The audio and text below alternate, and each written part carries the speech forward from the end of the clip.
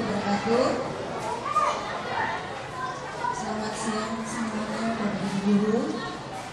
Salam sehat, salam sejahtera dan salam bahagia pastinya. Dalam kesempatan ini saya sebagai moderator mau menyampaikan beberapa hal tentang nanti penyampaian oleh Bapak Daryanto. Sebelumnya kepada yang terhormat Bapak Kepala SD 01 Kepandalan, yang terhormat Bapak Ibu Guru SD 01 Kepandalan. Pertama-tama mari kita panjatkan puji syukur kehadirat Allah Subhanahu wa taala yang melimpahkan rahmat dan hidayahnya untuk kita semua, sehingga siang ini kita diberi nikmat sehat, nikmat bahagia, dan nikmat yang lainnya. Saya akan membacakan susunan acara yang pertama. Tadi pembukaan sudah, kemudian sambutan dari Bapak Kepala Sekolah SD 01 Kepandalan, kemudian penyajian materi tentang diseminasi atau pembahasan budaya positif oleh Bapak Daryanto SPD. Kemudian dilanjut sesi pemantapan materi atau barangkali Bapak Ibu untuk menyampaikan tambahan atau penguatan tentang budaya positif untuk SD kita tercinta. Yang terakhir itu penutup. Untuk mempersingkat waktu, marilah kita lanjutkan sambutan dari Bapak Kepala Sekolah.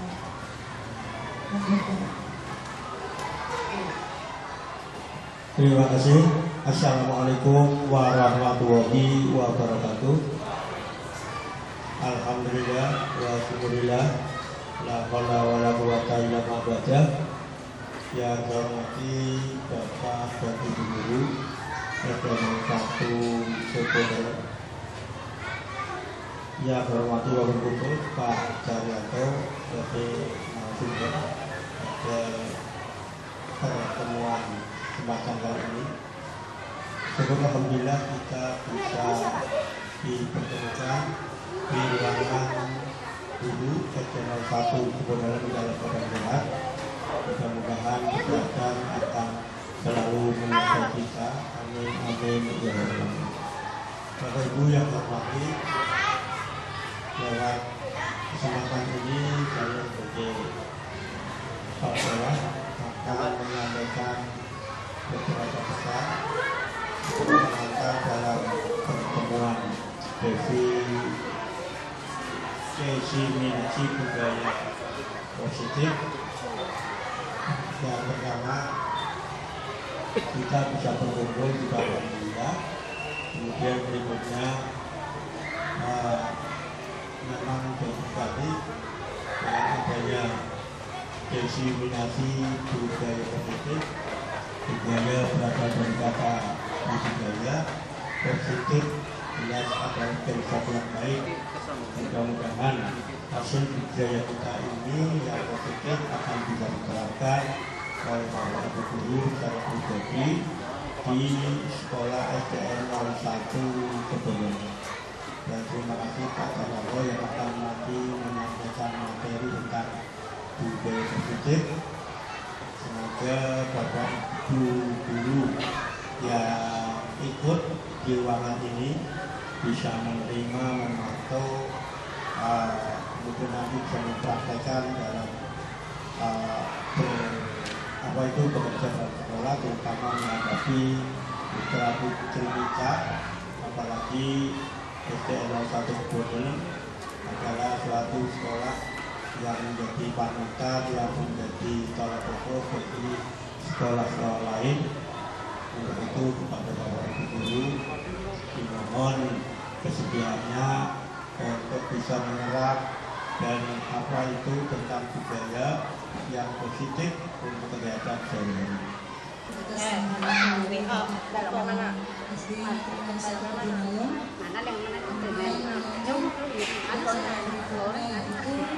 Langsung saja deh Bapak Ibu, penyajian materi tentang diseminasi budaya positif oleh Bapak Daryanto SPDS. Oleh Bapak.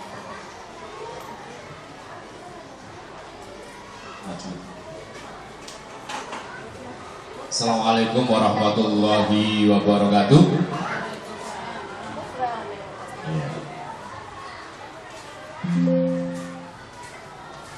Om Swastiastu, salam sejahtera untuk kita semuanya. Namo Buddhaya, salam kebajikan. Om Swasti. Terima kasih atas kehadiran Bapak Ibu. Yang pertama yang saya hormati Kepala SD Negeri 01 Kebon Dalem Bapak Carsma SPD, kemudian Bapak dan Ibu guru, rekan-rekan kerja, teman sejawat di SD Negeri 01 Kebon Dalem. Ini adalah salam yang kita laksanakan atau kita bisa praktekkan, yaitu untuk salam dan bahagia. Bapak Ibu yang saya hormati, saya ucapkan selamat datang. Langsung saja selamat datang kepada para guru hebat. Ini mohon maaf bila yang tidak ada fotonya, ya berarti nanti kita bisa foto bareng. Mari kita belajar bersama, berkolaborasi, saling mengenal, saling mendukung demi mewujudkan disiplin positif di SD Negeri 01 Kebon Dalem yang sudah familiar dengan istilah Sabunda, satu Kebon Dalem. Bapak Ibu, langsung saja ini ada satu pertanyaan pemantik Bapak Ibu. Pertanyaan pemantiknya adalah, ada dari 3 pertanyaan ini dijawab setuju atau tidak. Yang pertama, hukuman dapat mendisiplinkan anak. Kira-kira setuju Bapak? Setuju? Ya, sebagian ada yang menjawab setuju, sebagian ada yang menjawab tidak. Kemudian yang kedua, pemberian hukuman dengan hal positif seperti membaca atau membersihkan halaman, kemudian lari mengelilingi lapangan. Apakah itu bisa meningkatkan disiplin anak? Setuju atau tidak? Setuju. Oke. Kemudian yang ketiga, memberi penghargaan itu dapat meningkatkan motivasi belajar anak. Setuju? Setuju. Ya. Bapak Ibu yang saya hormati, dari jawaban yang Bapak Ibu berikan ini nanti kita akan lebih mendalami apa itu budaya positif, dan jawaban yang tadi simpan dalam hati, nanti kita akan konfirmasi betul apa tidak, setuju apa tidak. Baik, pada siang hari ini nanti akan saya sampaikan ada 6 materi. Yang pertama adalah disiplin positif dan nilai-nilai kebajikan universal. Yang kedua, teori motivasi, hukuman dan penghargaan, restitusi. Yang ketiga, keyakinan kelas. Yang keempat, kebutuhan dasar manusia dan dunia berkualitas. Yang kelima, restitusi. Ini 5 posisi kontrol kita sebagai pendidik. Dan juga terakhir, restitusi tentang segitiga restitusi. Nah, kita masuk kepada pembelajaran pertama, yaitu disiplin positif dan nilai-nilai kebajikan universal. Ini ada satu kegiatan adalah perubahan paradigma. Kita bayangkan, kita nggak usah sesuai dengan itu, tapi kita bisa sendiri, bisa mengeksplor sendiri. Kita bayangkan kalau kita memiliki sesuatu yang sangat berharga di dalam genggaman kita, kemudian akan diminta oleh rekan kita, kira-kira akan diberikan tidak? Kira-kira diberikan tidak? Tidak ya? Biar lebih real, kita contoh yang nyata saja. Kita tolong Bu Maya sama Bu Merah, silakan bisa masuk ke depan. Sini tolong kasih hadiah. Sebentar. Ini bisa langsung real. Biar nanti kita bisa mempraktekkan ini. Tujuannya adalah apa sih disiplin itu? Ya, saya punya uang 100.000. Ini uang 100.000. Uang 100.000 ini saya berikan kepada Bu Maya. Kemudian uangnya dilipat, ya. Kemudian digenggam. Nah, di dalam genggaman Bu Maya ini berarti ini uang sudah milik Bu Maya. Kemudian ketika Bu Mela ingin meminta kepada Bu Maya, kira-kira apa yang dilakukan Bu Mela? Mestinya kan dengan membujuk, merayu, atau mengancam supaya genggaman tangan Bu Maya yang berisi uang itu bisa diberikan. Betul tidak? Coba dipraktekkan. Diminta, maksudnya apa, dengan cara ditarik atau apa, kan berarti diminta kan? Nah ini kan diminta. Iya. Nah kira-kira Bu Maya mau ngasih tidak? Bu Maya ternyata tidak mau memberikan. Kenapa? Karena uang itu sudah dalam genggamannya. Nah ini nanti tadi dengan cara Bu Mela membujuk, mengancam, menghardik, merayu, menyuap barangkali, atau itu tidak bisa diberikan, atau Bu Maya tidak akan memberikan uang itu kepada Bu Mela. Kecuali kalau misalnya ada apa ini, misalkan Bu Mela atau Bu Mayanya, udah gak apa-apa, separuhan nanti bisa bakso bareng. Atau Bu Melanya ngomong, Bu Maya, ayo sih, gak apa-apa nanti paruhan kita bisa bakso bareng-bareng. Kemungkinan itu terjadi tidak? Kemungkinan itu terjadi, dan itu dinamakan adalah adanya kesepakatan. Ada dua yang menjadi kesepakatan, dan itu menjadikan bahwa kendali dari uang yang memiliki genggaman uang tadi pada diri siapa? Pada diri sendiri, betul, pada diri sendiri. Ya, jadi ini nanti kita akan kupas lagi ke depan. Silahkan bisa kembali ke tempatnya. Oke. Ini uangnya buat Bu Maya, apa? Nah sekarang, ini yang terjadi Bapak Ibu. Yang terjadi sekarang ini adalah kita harus yang namanya adanya ilusi. Ilusi bahwa guru itu mengontrol murid. Ini adalah sebuah ilusi sebenarnya. Ilusi bahwa kritik dan membuat orang merasa bersalah dapat menguatkan karakter. Nanti pada posisi kontrol itu ada yang orang membuat merasa bersalah. Kemudian ilusi bahwa semua penguatan positif efektif itu bermanfaat. Dan yang terakhir ilusi bahwa orang dewasa itu memiliki hak untuk memaksa. Seperti contoh tadi kasus Bu Maya yang memegang uang 100.000 di genggamannya, ketika diminta, dirayu, dibujuk, diancam oleh orang lain, kalau dia tidak memberikannya, di dalam kontrolnya itu tidak akan bisa diberikan. Berarti kuncinya apa? Kuncinya adalah bahwa kontrol itu terdapat pada diri kita sendiri. Nah, ini yang terjadi pada teori paradigma stimulus respon teori dan juga teori kontrol atau teori pilihan. Yang pertama, kalau stimulus respon itu kita mencoba mengubah orang agar berpandangan yang sama dengan kita. Kita tidak bisa mengubah pandangan itu. Semua orang punya pandangan masing-masing, punya pandangan sendiri. Sedangkan pada teori kontrol, kita berusaha memahami pandangan orang lain tentang dunia, saling memahami. Tadi seperti Bu Maya bisa memberikan uang itu kepada Bu Mela, tapi dengan cara Bu Mela misalkan ada kesepakatan. Yang kedua, perilaku buruk dilihat sebagai suatu kesalahan. Ketika kita melihat anak yang salah atau melakukan perbuatan yang salah, itu dianggap itu adalah suatu perilaku yang buruk. Itu pada teori stimulus respon. Tetapi pada teori kontrol, semua perilaku itu pasti memiliki tujuan. Semua perilaku, walaupun itu perilaku buruk, pasti punya tujuan. Ya, semua perilaku itu memiliki tujuan. Yang ketiga, orang lain bisa mengontrol saya. Ini kalau stimulus respon. Sedangkan pada teori kontrol hanya Anda yang bisa mengontrol diri Anda sendiri.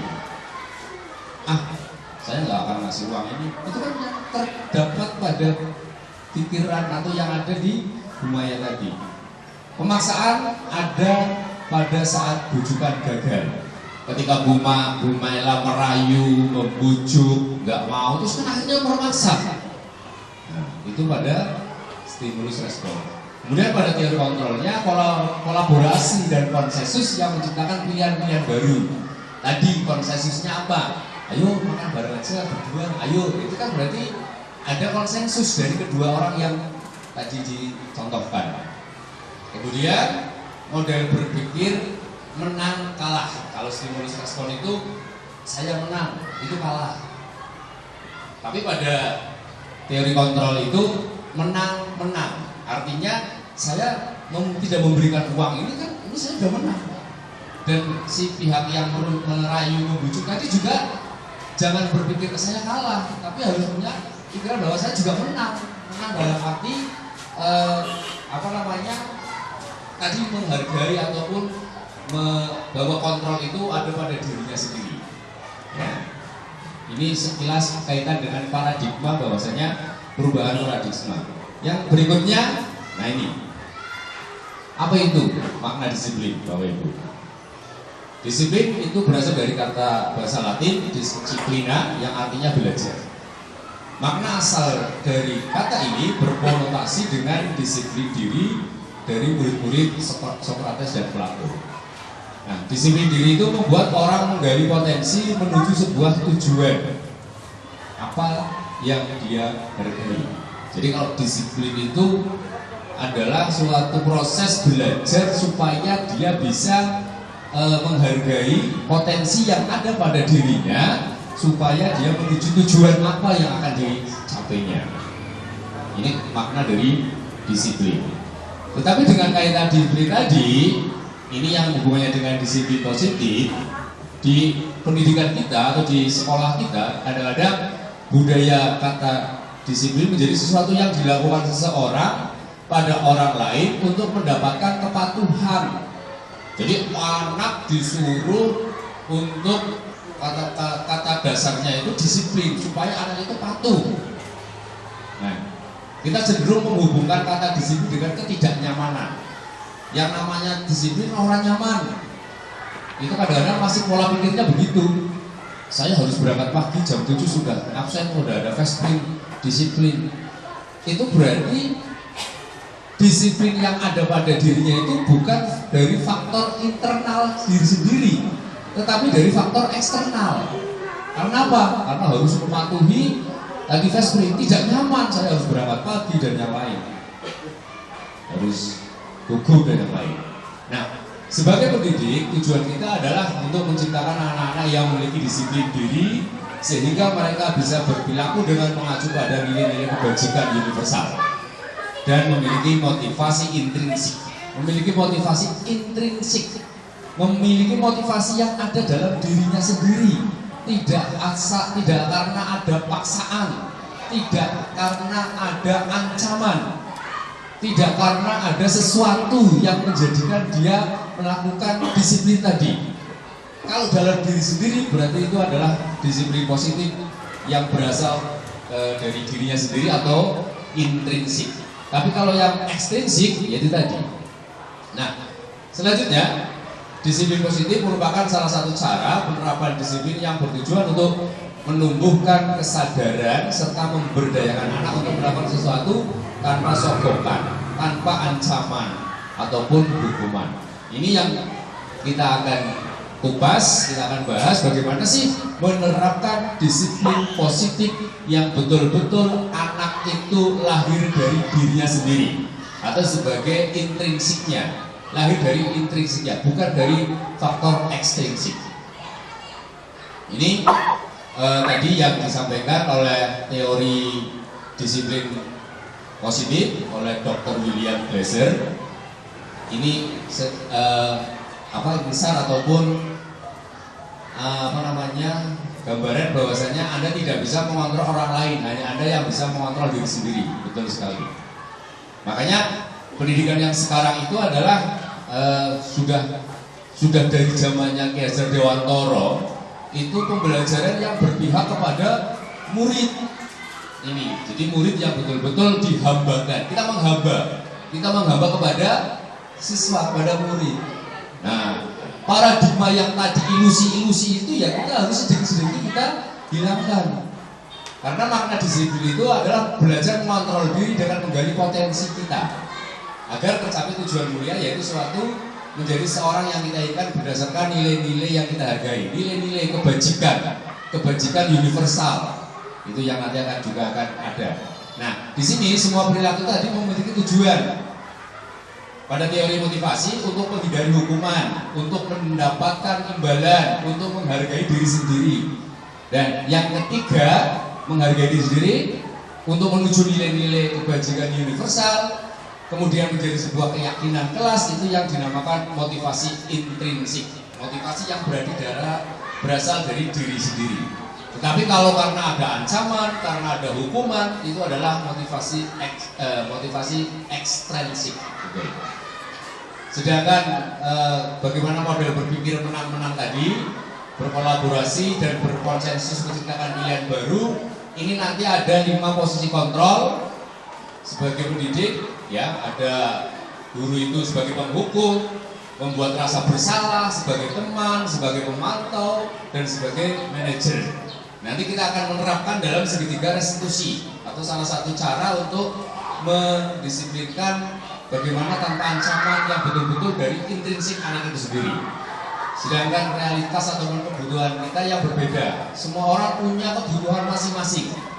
Semua orang punya tujuan masing-masing. 5 kebutuhan dasar manusia itu antara lain bertahan hidup, penguasaan, kasih sayang, kesenangan dan kebebasan. Itu juga nanti akan kita kupas pada materi.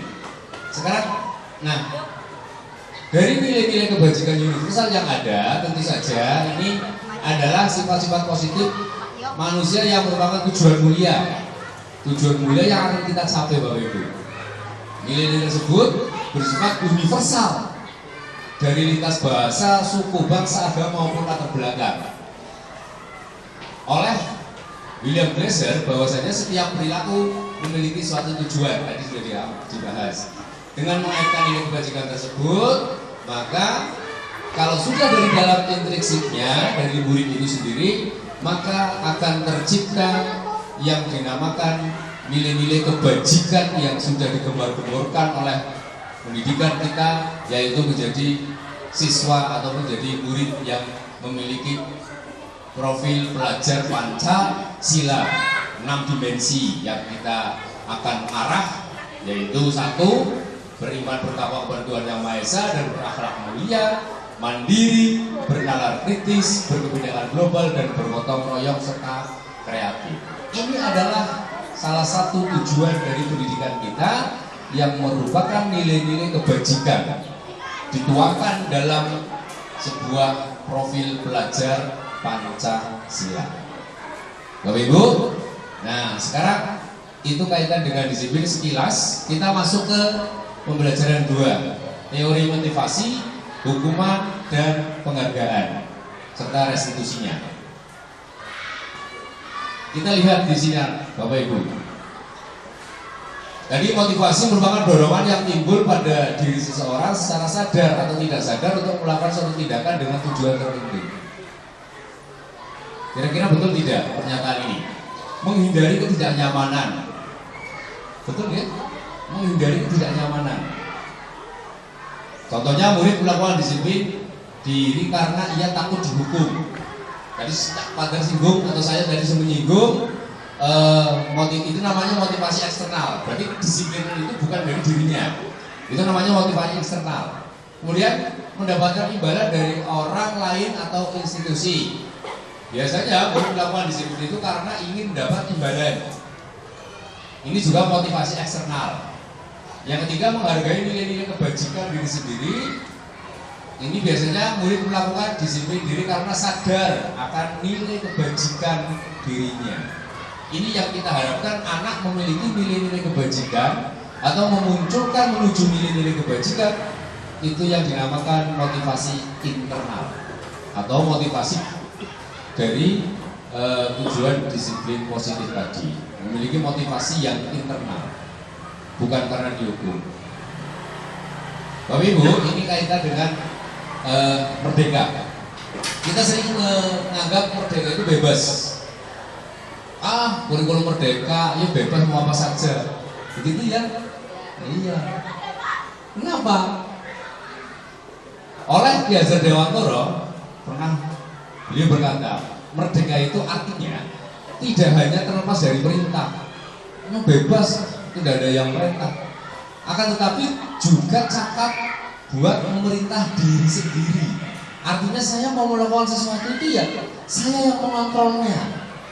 Tetapi jangan lupa tidak lepas dari nilai-nilai kebajikan yang tadi. Kalau kita mengontrol diri mau melakukan apa saja tanpa ada kontrol kebajikan universal tadi, itu yang namanya makna bebas yang tidak terbatas, karpe dewek namanya. Makanya dengan adanya bagaimana mengontrol diri dengan tadi, motivasi yang muncul itu benar-benar dari diri, dengan dasar kebajikan universal itulah yang kemudian tujuan kita mendidik anak-anak semuanya. Ini kita lihat ada beberapa konsep disiplin dengan identitas yang gagal. Kita gagal. Tadi yang saya sampaikan, hukuman. Hukuman itu menyakitkan ya Bu Yanti ya? Iya, menyakitkan sekali. Anak itu akan merasa sakit ketika dihukum, betul nggak? Iya. Selain sakit, dia tidak nyaman. Saya dihukum terus. Dan akhirnya murid menjadi takut. Takut kepada guru, takut kepada orang yang lebih tua, yang lebih dewasa. Ini karena hukuman. Disiplinnya disebabkan atau ada hukuman. Karena hukuman. Murid menyembunyikan kesalahan, akhirnya dia menyembunyikan kesalahannya. Padahal dia sudah bertahu nih dia akan berbuat salah. Tapi karena di sekolah takut dihukum, akhirnya dia menyembunyikan kesalahannya. Ini. Yang terakhir, murid menjadi rendah diri. Di depan teman-temannya anak ini dihukum. Bagaimana? Di mata mereka dia adalah seorang anak yang menjadi pesakitan, artinya dihukum. Atau dia menjadi rendah diri. Pergaulannya akhirnya terbatasi. Ini karena hukuman. Yang kedua, penghargaan. Karena penghargaan. Penghargaan itu ternyata tidak efektif Bapak Ibu. Kenapa? Kedisiplinan karena karena suatu penghargaan akhirnya membatasi kreativitas anak. Ya. Merusak hubungan yang lain. Artinya di dalam satu sekolah, dalam satu kelas, karena ini diberi penghargaan, ini tidak, akhirnya menurun sempat kiri. Akhirnya, kalau paling itu tok semuanya penghargaan, mau dia terus. Kalau nggak usah digarap, akhirnya kan yang lain merasa dia sudah tidak punya semangat. Udah, saya nggak usah mengerjakan waktu yang dapat penghargaan dia. Ini akan mematikan kreativitasnya. Kemudian ketika kita menghukum dengan sistem ranking, nah ini yang digembar-gemborkan di kurikulum Merdeka atau di kurikulum Kurtila sebelumnya bahwa tidak boleh ada rankingan. Tujuannya sebenarnya ini untuk menghindari bahwa penghargaan itu akhirnya akan adalah sebenarnya sebuah hukuman. Artinya anak-anak yang berprestasi dan yang lain disebutkan ini sebenarnya adalah sebuah penghargaan yang ranking itu benar-benar artinya penghargaan yang keliru, tidak dianjurkan.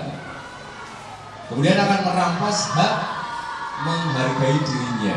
Tadi yang sudah saya singgung, kalau paling dapat penghargaan dia, saya nggak usah lah. Dia akhirnya tidak menghargai dirinya sendiri, tidak bisa berkreativitas. Maka dari konsep yang gagal inilah menjawab tadi pertanyaan pemantik yang pada awal itu. Ternyata hukuman, penghargaan, ancaman yang bertujuan untuk mendisiplinkan anak itu adalah tidak dianjurkan. Tidak dianjurkan. Nah, ini juga termasuk sebuah kegagalan dalam identitas, artinya konsep disiplin, konsekuensi. Anak terlambat misalnya, karena kamu terlambat, konsekuensinya kamu harus lari, misalkan mengelilingi lapangan. Ini adalah bentuk penguasaan jangka pendek dan juga perlu dimonitoring yang berkelanjutan. Hanya saat itu tok dia konsekuensinya cuma lari, sudah. Ketika mengulangi lagi, dia nggak usah disuruh, apalagi disuruh lari, begitu. Saya berkali-kali mengulanginya, karena dia melakukan disiplinnya itu karena ada sesuatu yang bukan lahir dari dirinya sendiri. Akhirnya mengulang lagi. Murid menghargai peraturan. Ada sebuah peraturan, bagi yang terlambat harus mengelilingi lapangan atau harus menghormat bendera setengah jam misalnya. Iya, itu zaman dulu. Kalau terus sekarang nggak ada ya dia, enggak. Jadi itu adalah sebuah konsekuensi dari sebuah perbuatan. Dan itu kita terapkan, yang sering kita lakukan. Kehilangan waktu untuk merenungi kesalahan. Akhirnya anak itu sudah otomatis, saya salah, saya paling konsekuensinya itu. Jadi tidak menyadari kesalahannya, merenungi terus bagaimana untuk memperbaiki kesalahan itu. Nah, dari ketiga tadi ada hukuman, ancaman, kemudian penghargaan, ulangi, hukuman, penghargaan, dan konsekuensi. Ini yang diharapkan adalah dengan menerapkan yang namanya restitusi. Saya baru dengar kata restitusi ketika saya sekarang mengikuti CGP. Bapak Ibu mungkin sekarang juga baru dengar. Apa sih restitusi itu? Ya, apa itu restitusi? Kalau dalam bahasa Inggris, restitusi itu adalah bentuk tanggung jawab. Bagaimana kita mempertanggungjawabkan perbuatan kita. Dengan teori restitusi ini, murid bertanggung jawab atas perilakunya. Dia melakukan kesalahan, dia menyadari kesalahannya dan akan memperbaikinya. Dari siapa? Bukan dari karena ancaman, bukan dari karena hukuman, tapi karena dari dirinya sendiri. Fokus pemecahan masalah jangka panjang. Jadi akan berefek kepada jangka panjang anak itu, membentuk karakter yang memang dia mempunyai kesalahan, dia menyadari kesalahannya, memperbaiki, dan karakternya akan menjadi lebih baik. Bukan karena ancaman, bukan karena hukuman. Murid menghormati dirinya dan orang lain, itu tentu saja. Kemudian teori kontrol, dia menjadi pemegang kontrolnya, dia yang mengontrol dirinya sendiri. Kemudian murid bersemangat memperbaiki kesalahannya. Nah ini coba nomor 1 kira-kira itu sebuah hukuman atau konsekuensi. Pak Yuli, monggo mencatat 100 kali dalam satu kalimat, dalam buku, kalimat saya tidak akan terlambat lagi karena terlambat sekolah. Ini hukuman atau konsekuensi? Hukuman. Oke. Lari mengelilingi lapangan basket 2 kali karena terlambat hadir di sekolah. Hukuman. Murid diminta untuk push up 15 kali karena tidak menggunakan masker ke sekolah. Hukuman. Konsekuensi. Konsekuensi sama hukuman. Ya. Akhirnya dia mendapat konsekuensinya. Oh. Konsekuensi lebih halus. Konsekuensi itu lebih otomatis gitu. Artinya, tidak kesepakatan. Apa yang dilakukannya? Oke, baik. Kita simpan dulu jawabannya. Menggantikan kertas tugas teman yang telah dicoret-coret. Konsekuensi. Membersihkan tumpahan air di meja tulis karena tersenggol. Konsekuensi. Murid disuruh untuk tidak mengenakan sepatu seharian di sekolah karena tidak mengenakan sepatu hitam. Hukuman apa konsekuensi? Hukuman. Ya, oke, kita simpan dulu. Lari mengelilingi lapangan basket 2 kali karena terlambat 10 menit untuk pelajaran PJK. Hukuman. Ya, kita lihat jawabannya. Kita cocokkan ya. Nah, ada yang terakhir salah. Ini yang nomor 2 dengan nomor terakhir itu sama tidak hukum? Bentuk ya? Tindakannya sama tidak? Sama ya? Kalau yang nomor 2 lari mengelilingi lapangan basket karena terlambat hadir di sekolah, itu hukuman. Terus kenapa? Di sini lari mengelilingi lapangan basket 2 kali karena terlambat 10 menit untuk pelajaran PJOK. Itu konsekuensi. Kenapa coba? Karena ya.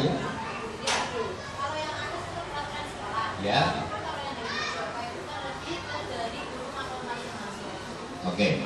Jadi betul, artinya kalau yang ini sudah menjadi keyakinan kelas. Kata keyakinan kelas itu adalah sebuah di dalamnya adalah peraturan-peraturan sekolah atau peraturan kelas. Ini termasuk hukuman, betul. Nah, kenapa yang bawah itu mengelilingi lapangan sama-sama mengelilingi tapi dia dinamakan konsekuensi? Karena pada saat itu dia dalam satu kegiatan pelajaran PJOK. Jadi kegiatan itu masih nyambung gitu maksudnya, masih nyambung dalam satu kegiatan. Dia lari kan nggak masalah, mau pelajarannya PJOK. Iya, ada korelasinya, betul sekali Pak Yuli. Ada korelasi antara tindakan yang dilakukan dengan apa yang kegiatan yang sedang dilakukan. Itu bedanya di situ. Oke. Nah ini perbedaannya begini Bapak Ibu. Sesuatu yang menyakitkan harus terjadi. Kalau yang namanya hukuman itu pasti menyakitkan. Tapi kalau konsekuensi, sesuatu itu yang harus memang terjadi. Anak menumpahkan minuman temannya, kemudian ngepel gitu kan, anak langsung ngambil label terus dilap, itu kan berarti konsekuensi harus dilakukan. Sesuatu yang harus terjadi. Membuat anak sakit, fisik maupun hati untuk jangka waktu yang lama. Kalau hukuman itu kan akan menjadi anak itu terjustifikasi bahwa anak ini biasa melakukan kesalahan, sudah biasa mendapat hukuman. Bisa merek bisa label. Tetapi kalau membuat anak merasa tidak nyaman dalam jangka waktu yang pendek, hanya saat itu, kalau bersin aja harus rampung. Artinya tidak berlanjut karena dia melakukan kesalahan pada saat itu, dan itu harus terjadi, harus dia lakukan, ngepel barangkali atau yang lain. Itu konsekuensinya dalam jangka pendek selesai sudah. Anak membenci kedisiplinan. Kalau hukuman itu akan akhirnya anak itu akan benci sekali dengan kedisiplinan. Tetapi kalau konsekuensi tadi, anak akan menghargai. Saya melakukan kesalahan, saya akan melakukan atau memperbaiki kesalahannya atau menebus kesalahannya itu. Ini konsekuensi. Karena kalau hukuman itu dipaksa, kalau konsekuensi adalah stimulus tanggapan. Artinya kita melakukan sesuatu langsung menanggapi saat itu apa yang harus dia lakukan. Selanjutnya, mendorong anak menyakiti diri sendiri. Ini adalah hukuman. Mendorong anak agar mudah menyesuaikan diri. Ketika ada konsekuensi berarti dia akan menyesuaikan dengan apa yang dia kerjakan. Konsep diri yang buruk, ini konsep diri yang baik. Ini kalau hukuman, anak belajar untuk menyembunyikan kesalahan. Tadi yang Bapak saya sampaikan bahwa anak itu karena sering dihukum, akhirnya sering juga dia melakukan menyembunyikan kesalahannya. Anak belajar untuk mematuhi peraturan. Ini untuk konsekuensi. Nah ini yang terakhir, marah, rasa bersalah, dipermalukan dan merasa tidak dihargai. Ini karena hukuman. Tetapi karena kalau konsekuensi, ini hanya kehilangan haknya. Lainnya sudah mengerjakan mendapat pelajaran, tapi dia harus ngepel dan yang lain, kan haknya hilang. Tapi dalam saat saja dibuat tidak nyaman, betul, dan diasingkan untuk sementara. Hanya waktu itu toh. Kalau kita sudah selesai sudah. Beda kalau hukuman itu akan melekat. Itu bedanya antara hukuman dan konsekuensi yang disadur dari Danny Gosen, The Five Forces of Control. Bapak Ibu, kita masuk ke restitusi tadi, atau proses menciptakan kondisi bagi murid untuk memperbaiki kesalahan, sehingga mereka bisa kembali pada kelompok mereka dengan karakter yang lebih kuat. Restitusi juga merupakan proses kolaboratif yang mengajarkan murid untuk mencari solusinya atau masalahnya, dan membantu murid berpikir tentang orang seperti apa yang mereka inginkan, yang menjadi tujuan mulia, dan bagaimana mereka harus memperlakukan orang lain. Ini namanya restitusi. Bentuk pertanggungjawaban ketika melakukan kesalahan dan memperbaikinya. Ada 9 ciri-cirinya. Yang pertama, bukan untuk menebus kesalahan. Jadi restitusi itu bukan untuk menebus kesalahan, namun untuk belajar dari kesalahan. Saya salah, saya belajar dari kesalahan itu, maka akan memperbaikinya. Bukan menebus, selesai sudah nanti membuat salah lagi, bukan. Yang kedua, memperbaiki hubungan. Yang ketiga, tawaran, bukan paksaan. Restitusi menuntut untuk melihat diri ke dalam diri. Restitusi mencari kebutuhan dasar yang mendasari tindakan. Restitusi adalah cara yang paling baik. Restitusi fokus pada karakter, bukan tindakan.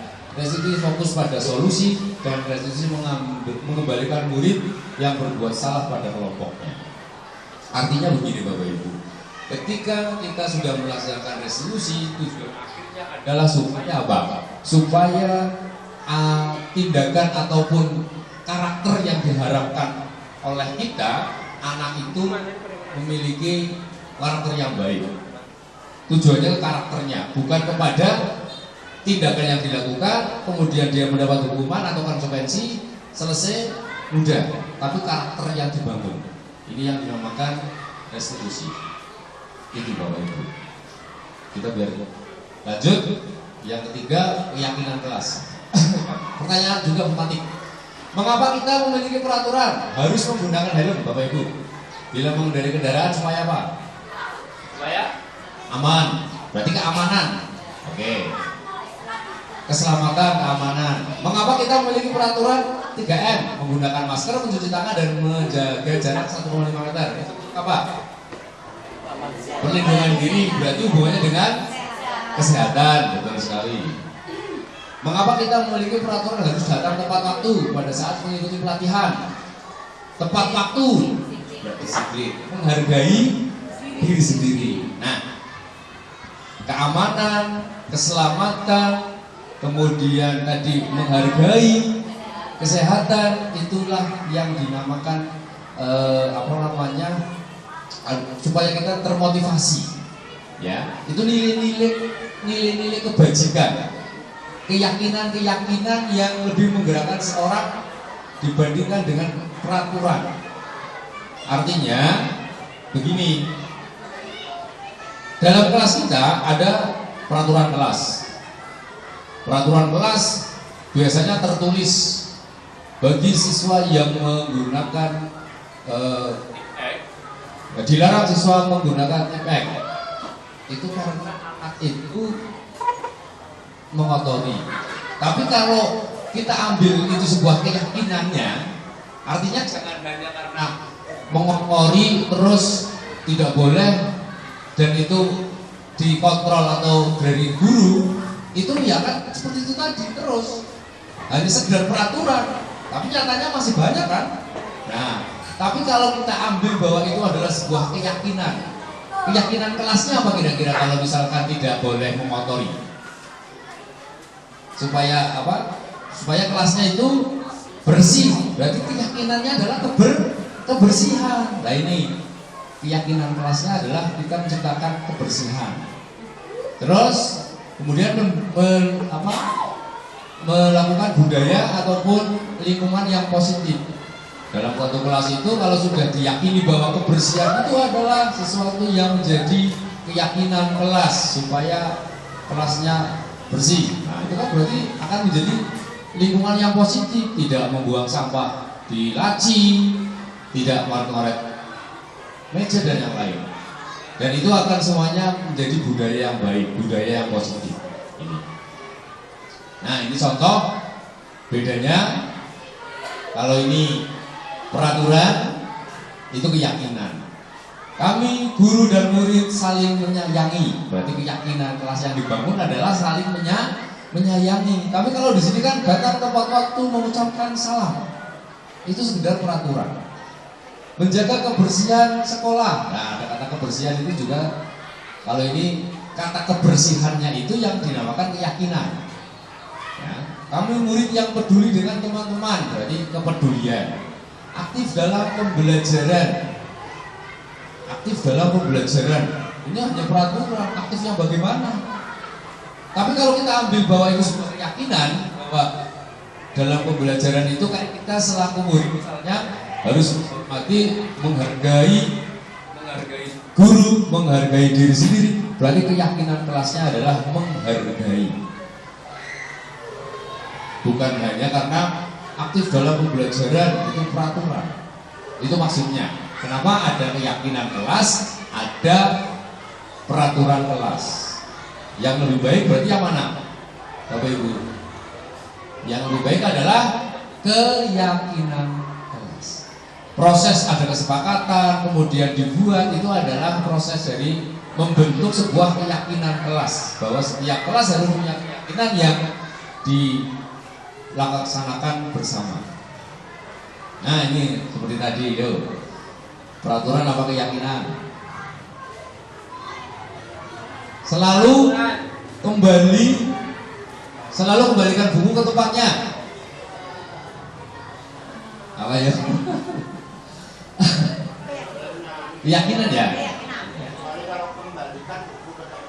Ya, ya. Dilarang mengganggu orang lain. Peraturan. Hadir sekolah 15 menit sebelum pembelajaran dimulai. Peraturan. Dilarang melakukan kekerasan. Keyakinan. Dilarang menggunakan narkoba. Peraturan keyakinan. Dilarang. Peraturan. Berganti atau menunggu giliran.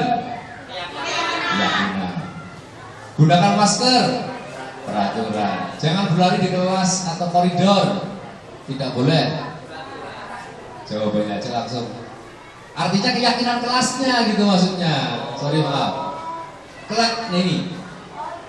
Tadi saya pada salah. Pilihannya kolomnya itu peraturan terus keyakinan kelasnya apa kayak gitu maksudnya.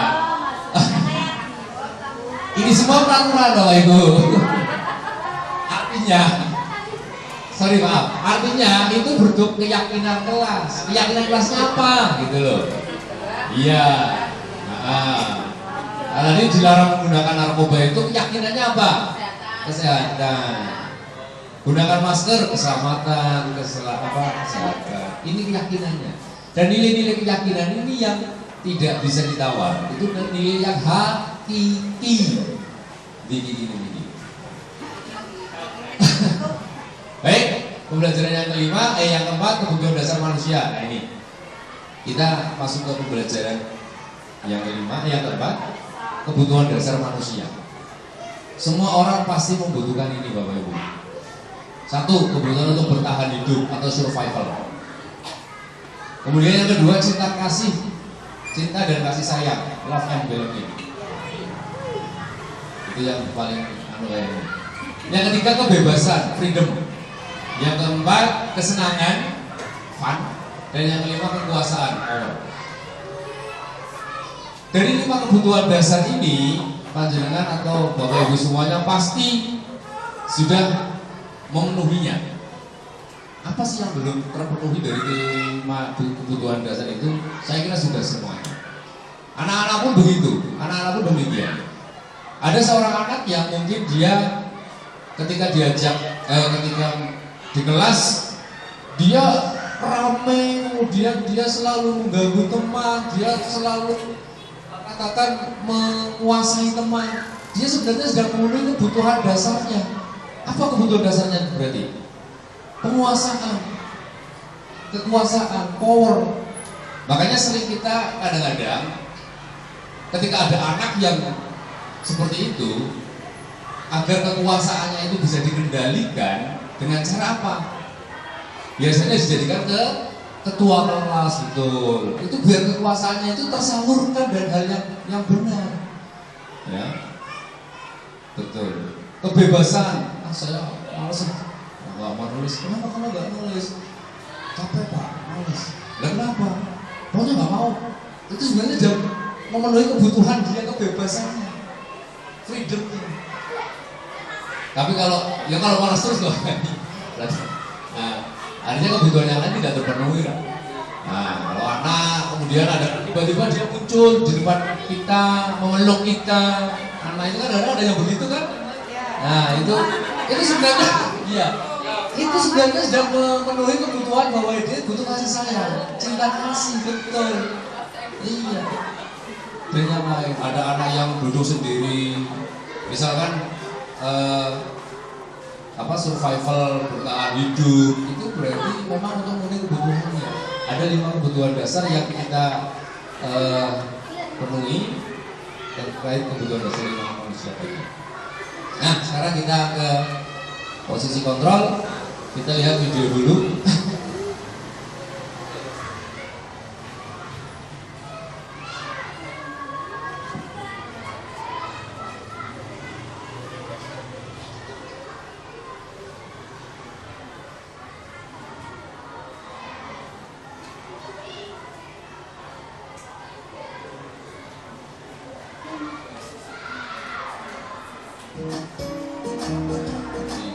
Untuk merefleksi diri kita. Salam bahagia Ibu dan Bapak Guru hebat dalam penerapan disiplin positif restitusi Salah satu program yang dikembangkan adalah 5 posisi kontrol. 5 posisi kontrol dalam restitusi adalah proses perjalanan seorang pendidik agar dapat mengenali dirinya. Pada video kali ini, kita akan membahas tentang 5 posisi kontrol yang dikembangkan oleh Dayan Doser dan contoh penerapannya.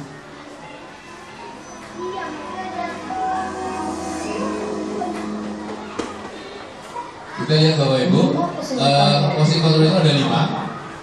1. Posisi penghukum. 2. Posisi pembuat merasa bersalah. 3. Posisi teman. 4. Posisi pemantau atau monitor. Dan 5. Posisi manajer.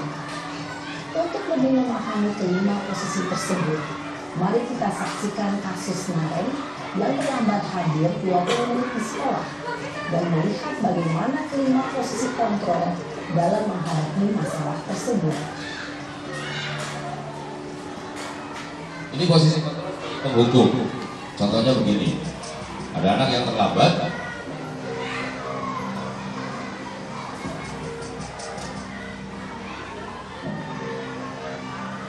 Naren, sini kamu. Selamat pagi Bu. Selalu terlambat. Kamu deh, pasti terlambat. Maaf Bu, saya Apa? Apa coba? Alasan kamu apa lagi? Kapan sih kamu tidak terlambat? Malas sekali ya. siapa yang seperti ini? saya Dasar pemalas. Gak kapok-kapok sih kamu. Sudah berapa kali terlambat? Sana, kamu keliling lapangan basket 2 kali. kenapa saya harus ke lapangan basket Bu? Kenapa? Kamu mau orang ibu? Berani-beraninya jawab. Sudah terlambat, masih berani. Sekarang, keliling lapangan basket 5 kali sekalian. Biar kapok. Cepat. Pergi sana ke lapangan basket. Ada nggak yang seperti itu Bapak Ibu? Posisi penghukum Ada ya? biasanya berbicara dengan nada tinggi, menghardik, Gurunya menjadi posisi penghukum. menyakiti, dan Dia menghardik, menunjuk-nunjuk, Hukuman berkata bisa berupa tegas, fisik membentak, maupun psikis. baik itu hubungan verbal maupun kritis. Ibu dan bapak guru hebat. Dampak yang terjadi pada murid ketika guru berada pada posisi penghukum adalah murid cenderung akan memberontak, bahkan menyimpan dendam. Ya, dendam, terus benci pada guru, itu yang terjadi. Sekarang posisi yang kedua, sebagai pembuat merasa bersalah.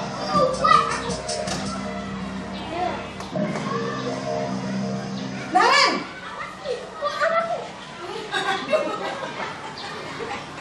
Selamat pagi Bu.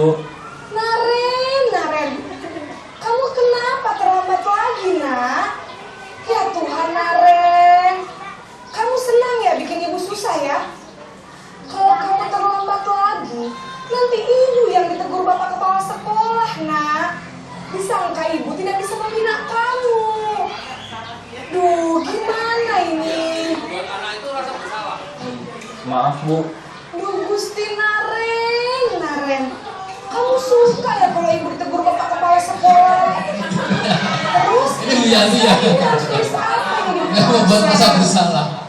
Ini kamu sudah sering terlambat loh. Ibu harus apa coba? Ya, Maaf Bu.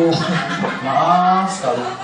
semua 5 posisi kontrol itu sebenarnya kita sudah pernah Susah lagi ya, nak ya. kita melaksanakan Ibu itu. tidak akan kuat lagi kalau kamu begini Iya, terus. kelas teman Bisa saya. jantungan kalau ibu tegur bapak kepala sekolah. Itu bisa Sana jantungan. cepat, kelas. Maaf ya Bu. Maaf sekali. Posisi pembuat rasa bersalah berbicara dengan nada tenang, cenderung Dia lembut. tenang tapi menyakitkan Namun bahasanya. kata-kata Iya. yang dikatakan Sampai membuat hati. murid merasa menjadi orang yang gagal, memandang buruk dirinya sendiri, merasa tidak berharga, Iya. dan tidak sanggup membahagiakan orang lain. Ketika guru mengambil posisi pembuat rasa bersalah, murid akan menganggap dirinya yang bersalah dan ia akan menyimpan emosi negatif tersebut di dalam dirinya. posisi teman. Yang ketiga posisi teman. Ini siapa ini? Naren terus.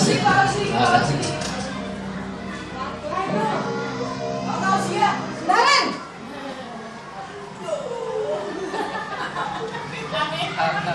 Selamat pagi Bu. Wah, sudah jam berapa ini nak? Terlambat lagi ya sayang. Iya Bu, habis ibu saya lupa bangunkan saya Bu. Kamu malah menyalahkan ibu kamu. Kamu bukannya anak yang larinya paling kencang. Kok terlambat sih? Iya Bu, saya memang terlambat bangun tadi.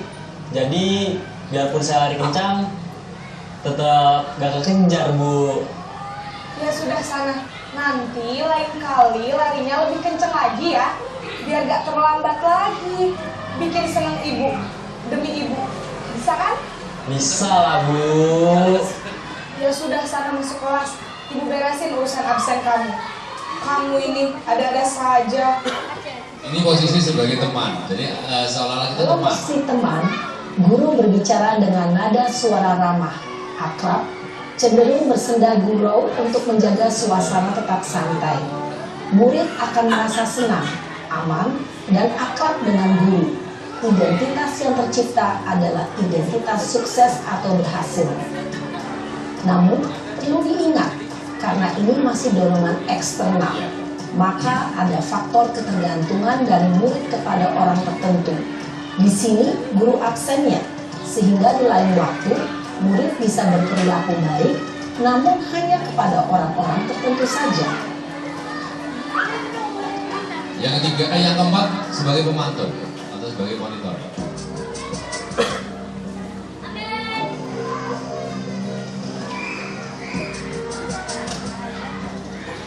Sudah tahu konsekuensinya jika terlambat hadir. Paham Bu, saya harus tinggal kelas pas jam istirahat selama 20 menit. Iya benar, konsekuensinya demikian. Jadi nanti jam 9.30 pas istirahat, kamu harus tinggal di kelas, kerjakan tugas tambahan untuk ketertinggalan kamu, ya? Baik Bu. Posisi pemantau mengandalkan penghitungan atau data untuk mengontrol murid. Guru mengarahkan murid berdasarkan peraturan dan konsekuensi. Seorang pemantau menunjukkan bahasa tubuh dan ekspresi wajah yang datar dan cenderung formal. Dan ini yang terakhir adalah sebagai posisi manajer.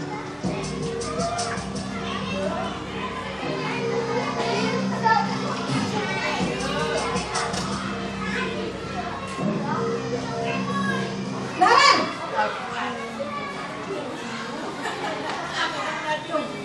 Selamat pagi Bu. Selamat pagi Naren. Maaf Bu, saya terlambat. Iya, sekolah masuknya jam 7, sekarang sudah jam 7.20. Jadi sekarang bagaimana ini Naren? Maaf Bu, saya lupa setel alarm saya semalam. Baiklah, menurut kamu, keyakinan sekolah yang mana yang perlu kamu tingkatkan? Menghargai diri sendiri dan orang lain mungkin ya Bu. Setuju. Jadi, apakah Naren meyakini prinsip saling menghormati tersebut? Iya Bu, saya meyakininya. Apakah Naren bersedia memperbaiki masalah keterlambatan ini? Bersedia Bu. Bagaimana kamu akan perbaiki masalah keterlambatan ini? Saya akan coba untuk tidak lupa menyetel alarm saya Bu. Baik, kalau Naren lupa menyetel alarm di rumah, ada orang yang kira-kira bisa bantu mengingatkan tidak? Ada Bu, kakak saya, Kak Emma. Ada lagi selain Kak Emma? Selain Kak Emma, ada ibu saya. Baik, jadi yang mengingatkan Naren adalah Kak Emma dan ibu kamu ya? Kira-kira akan mulai start alarm kapan nih Naren? Setelah pulang sekolah, akan segera saya lakukan. Baik, jadi Naren akan setel alarm untuk bangun besok pagi dan akan diingatkan oleh kakak dan ibunda Naren ya. Ada lagi yang mungkin perlu dilakukan Naren agar tidak terlambat bangun lagi? Tidak ada Bu. Baik Naren, Terima kasih untuk kerjasama kamu. Sekarang kamu perlu kembali ke kelas untuk belajar. Baik Bu, terima kasih.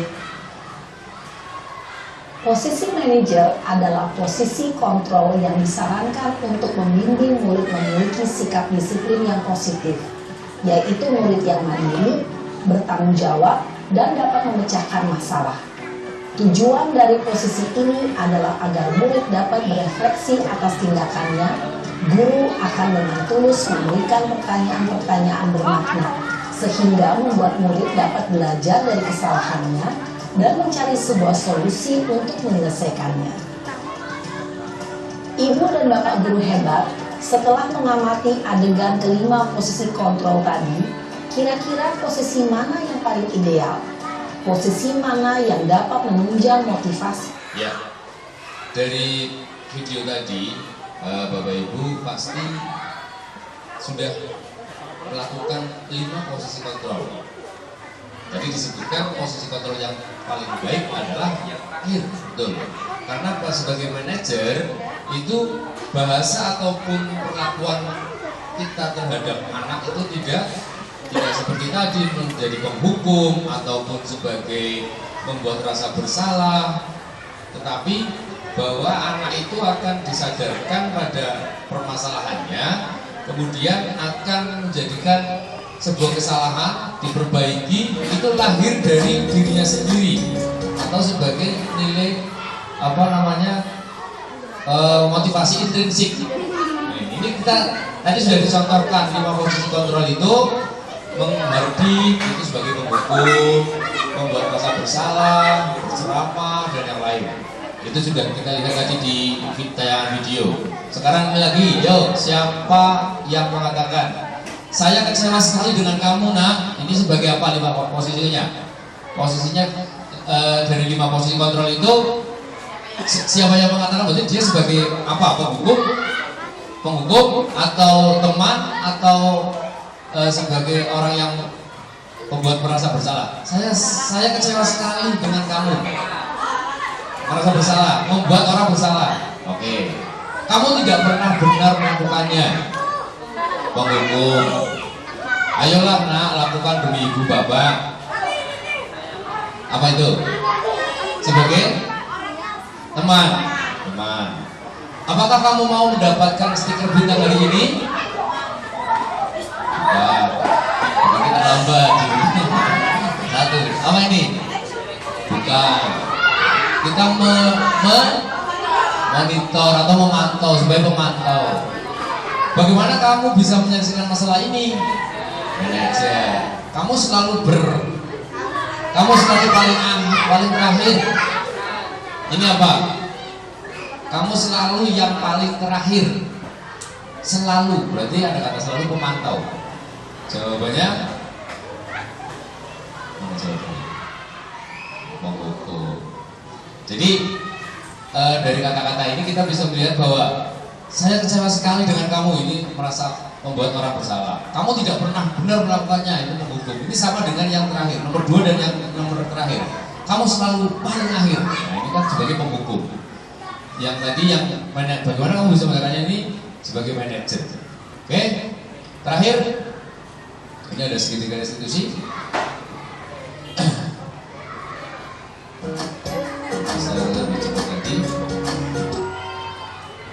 Salam dan bahagia Ibu dan Bapak guru hebat.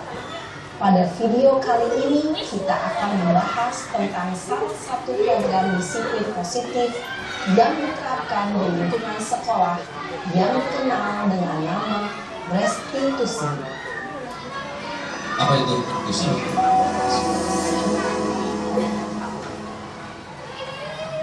Restitusi dikembangkan oleh pakar pendidikan Diane Dawson, berlandaskan pada teori kontrol Dr. William Glasser.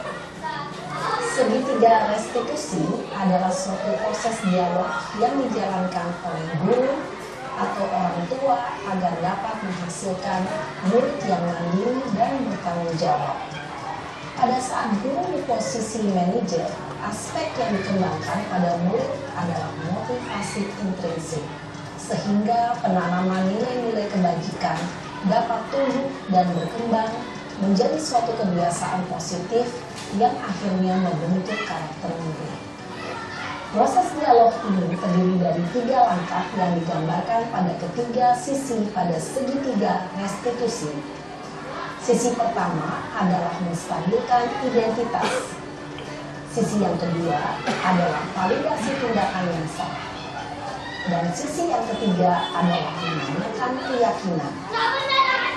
Ibu dan Bapak Guru, berikut ini akan ditunjukkan bagaimana seorang guru berada dalam posisi manajer menggunakan penerapan segitiga restitusi.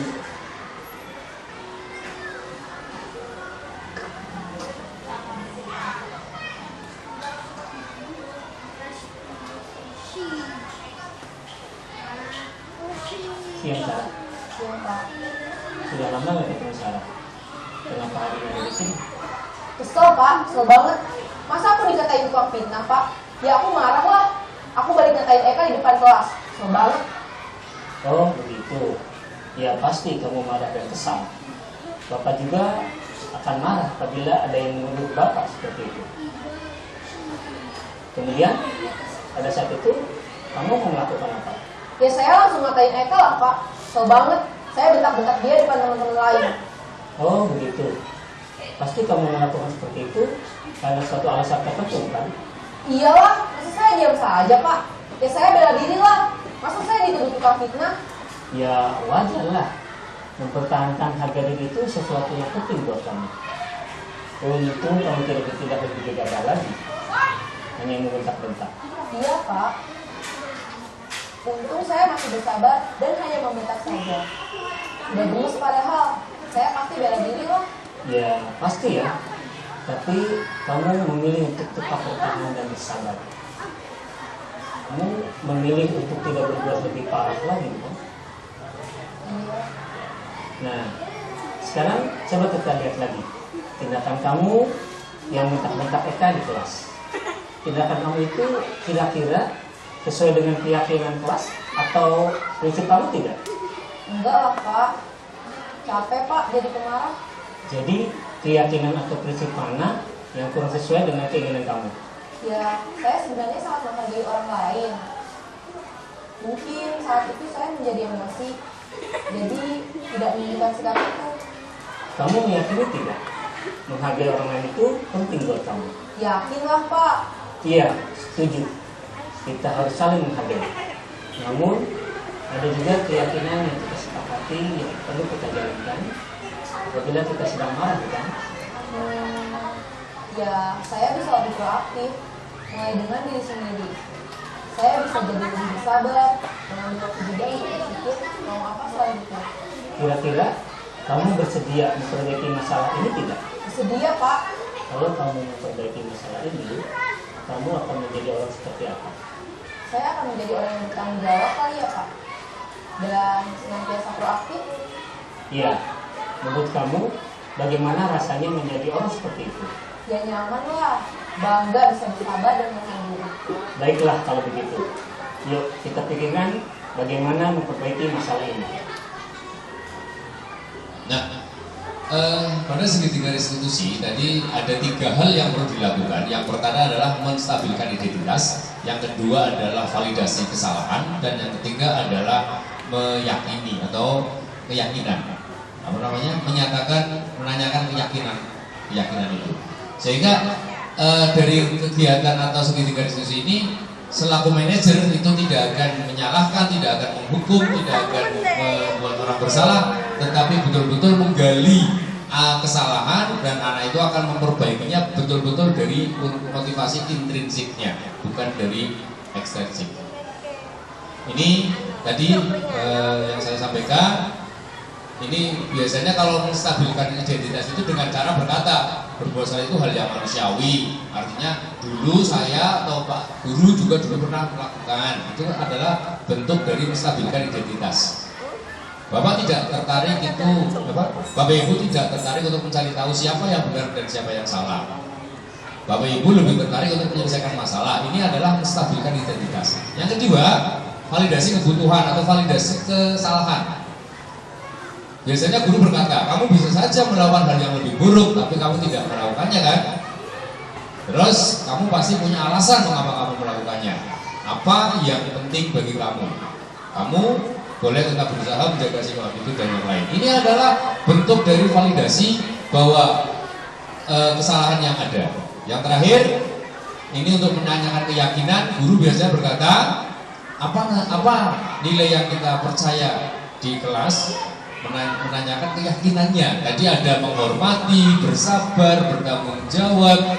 Itu adalah keyakinan kelas yang harus dilaksanakan. Dan itu muncul dari anak itu sendiri. Baik Bapak Ibu, saya kira cukup untuk pemaparan kali ini. Barangkali ada 1-2 kalimat yang ingin disampaikan sebagai tanggapan ataupun pernyataan. Silahkan Bapak Ibu, ada? Monggo, barangkali. Pak Untung barangkali siap. Oh udah. Oke, baik Bapak Ibu yang saya hormati. Demikian penyampaian untuk diseminasi budaya positif. Tujuannya apa? Tujuannya agar sedikit yang kita pelajari ini dari program atau dari kegiatan CGP berbagi ini bukan hanya untuk memenuhi tugas saya menjadi CGP, tapi tentu saja untuk bagaimana mengimplementasikan budaya positif di sekolah kita tercinta. Semoga apa yang sudah disampaikan ini bisa bermanfaat dan kita bisa melaksanakan, paling tidak merefleksi diri sendiri, merefleksi bahwa apa yang sudah kita lakukan ternyata ternyata, sehingga dengan demikian tentu saja banyak sekali permasalahan yang muncul, tetapi setidaknya kita punya nilai-nilai kebajikan universal yang akan kita ambil bertujuan untuk menciptakan, mewujudkan siswa yang mempunyai profil pelajar Pancasila. Terima kasih saya ucapkan, mohon maaf bila ada kata-kata yang kurang berkenan. Akhir kata, wassalamualaikum warahmatullahi wabarakatuh. Terima kasih, sangat bagus sekali paparannya, semoga bermanfaat untuk kita semua. Saya tutup acara ini ya. Apa ada pertanyaan lagi? Tidak ada, cukup ya. Saya tutup.